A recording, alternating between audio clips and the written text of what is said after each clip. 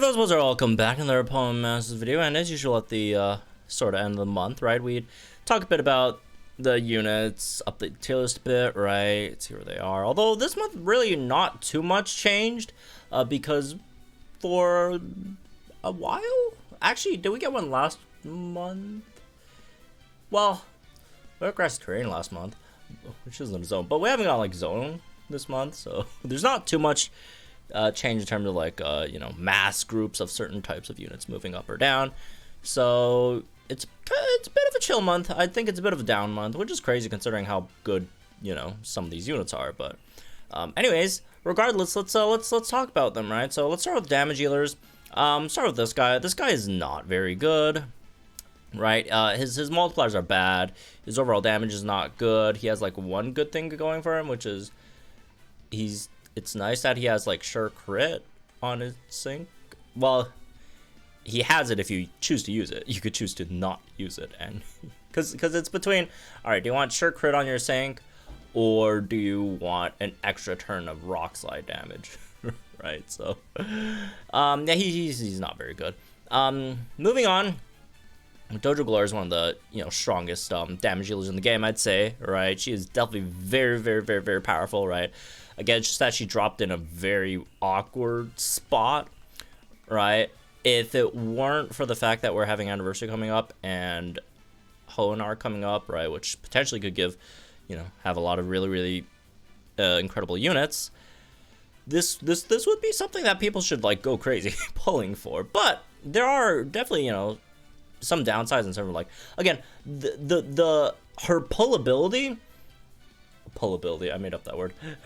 her pullability and how strong she is as a unit, I don't think they don't really scale linearly in a sense, right?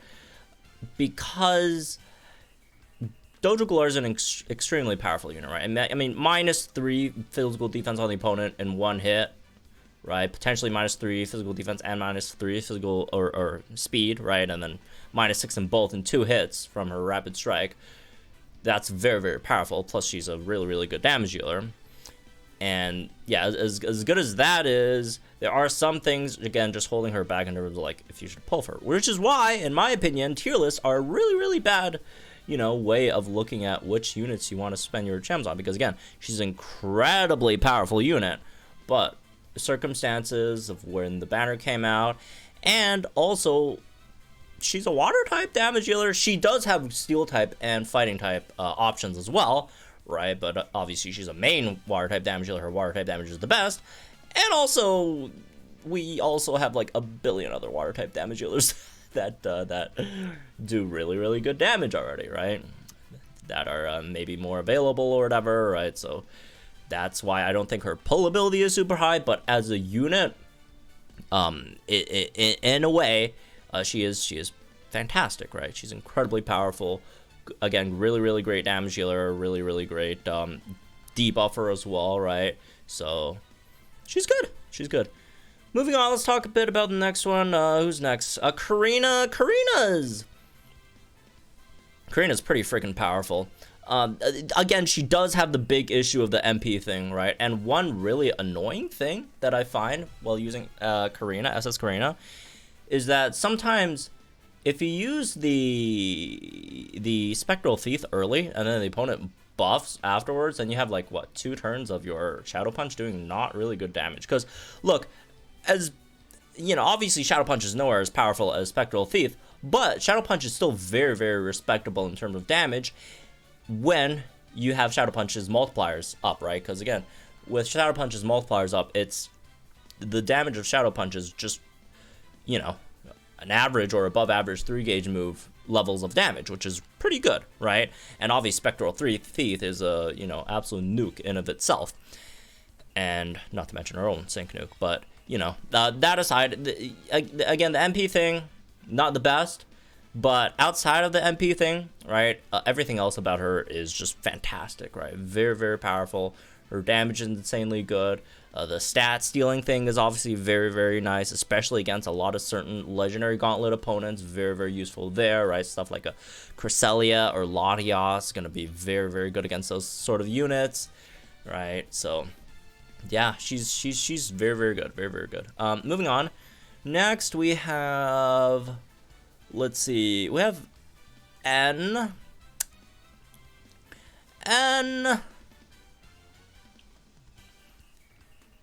Maybe we could put N here. All right,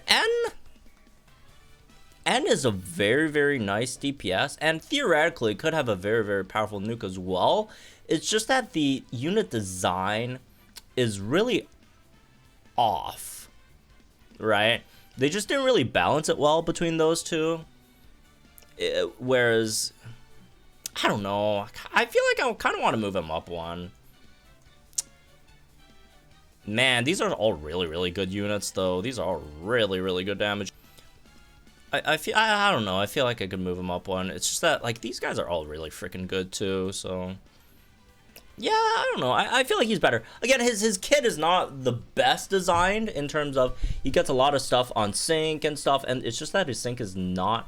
His sync can be very, very good. His sync can be pretty powerful. It's just not worth setting up, right? And most time you just really just want to run him as like a DPS unit, damage dealer. But then on the other hand, it's like, then you're like missing out on half his kit. But then missing out on half of his kit makes him better. So he's it's a pretty terrible unit design, but you can't argue with the results, right? The results are very, very good, very, very powerful damage dealer. So I'm just not sure where I really want to keep him, because like units over here, right, outside of like maybe him and like him, like they also do like a lot of other great stuff outside of just doing good damage, and he's just does good damage, which again is nice, right? But yeah, I think he could be here. I think he'd be here. Anyways, moving on. Good unit. Moving on. Let's talk about. Is there anyone we moved? Let me check real quick. I don't think we moved anyone. Oh, I think yeah. We moved Mewtwo down one, and we moved Marnie down one. So Mewtwo and Marnie obviously very, very powerful units. It's just that Mewtwo's multipliers are good, right? They're good. It's just that like Mewtwo's always in like some really, really awkward psychic comps, right? Like they're all very, very good. And again, that's not saying Mewtwo's a bad unit. I mean, Mewtwo's in with like some really, really freaking good units over here, right? Moving Mewtwo down doesn't mean Mewtwo is bad. Mewtwo is still very, very good. Especially, you know, I got really good damage out of Shadow Ball, got really good damage out of Psychic, obviously. It's just that it's maybe just not as good as some of the other ones up there, right? Which is fine. And then Marnie's damage in the right situations is crazy, right? Marnie's incredibly powerful. Obviously, Nuke is very, very good. The power play, right, still incredibly powerful, especially for a 2-gauge move. But it also has its limitations, right?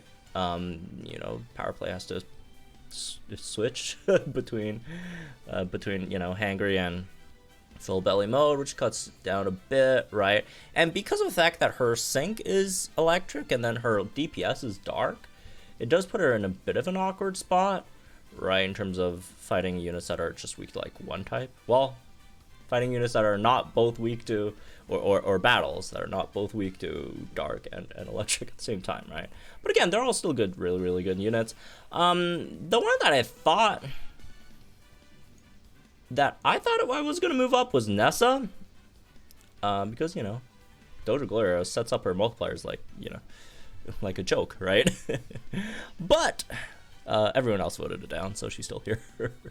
By the way, again, shout out to Runner and Donset for helping me out with this tier list as usual, right? They're the guys behind this, as well as me this time. Last time it wasn't me, but this time I did participate. So you could blame me this time if you don't like any of the other placements or whatever, right? But yeah, I mean, I personally would move Nessa up. I think Nessa's really freaking good. Dude, I think Nessa is, personally, I think she's at least as good as, like, this guy or this guy. Come on, right? Maybe this guy. Anyways, whatever. It's all right. It's all right. I support the democratic decision by the council to keep her here. Whatever. All right, moving on. Let's see. For hybrids, so the two old units that got grids, right? Brawly and Crashwork. They're actually both pretty nice.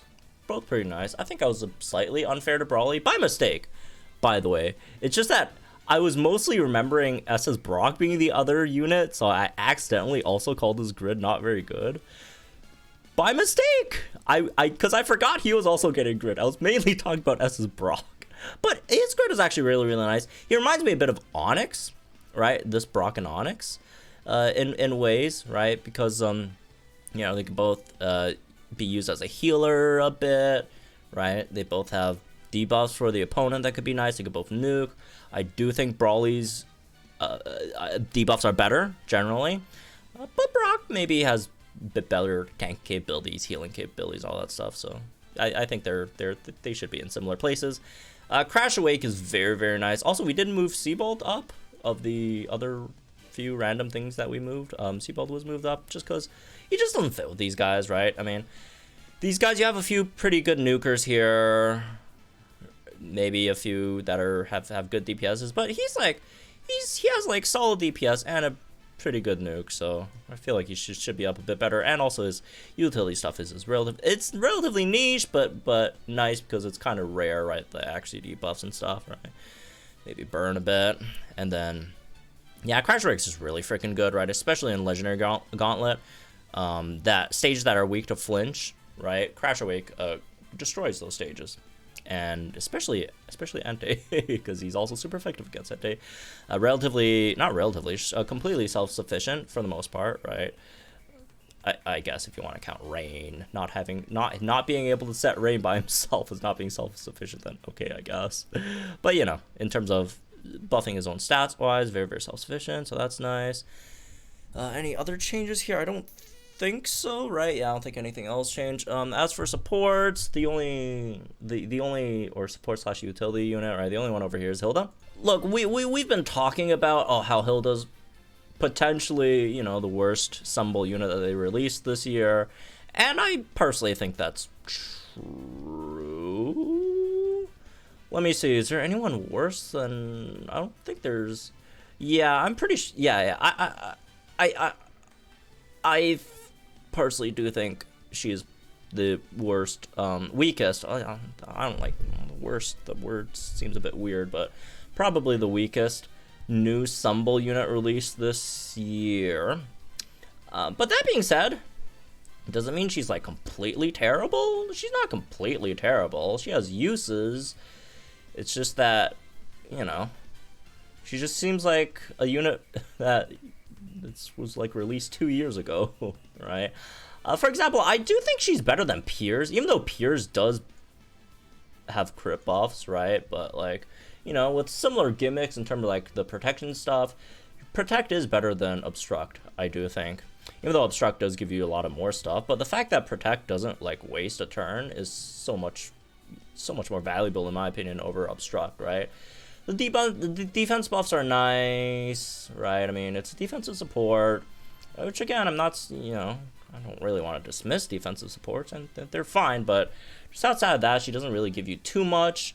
The stat buff switching thing on the opponent is way too like stage dependent, right? That is incredibly niche, and in a lot of niche scenarios are also very RNG. So yeah, I guess that's a bit of an issue over there. All right, so anyways, let's move this one, I guess. Hope you all enjoyed. Let me know, guys, think in the comments down below. Again, shout outs to my team on our Discord for helping us out over here with the list. Again, obviously, this is, as usual, our subjective take. Because, it's just the opinion. I don't even think objectivity does really exist. anymore, right? So, you know, it's our take. You can disagree, that's fine, all that stuff. Let us know in the comments down below. So, I have fun. Again, this is mostly just for, again, mostly considering both Gauntlet and Master Mode for the most part. So, any disclaimers? You know what? I should, like, next time just write a, like, huge list of disclaimers on, like, on like an image, and then just post it on the screen before we go in, so don't forget. But you know, same disclaimers as usual. So anyways, have fun, folks. Good luck. I hope you all win your personal arguments with other commentators in the comments section down below. Unless you disagree with me, then I hope you lose. I'm kidding. Alright, anyways, have fun, folks, and I'll see you guys in the next one.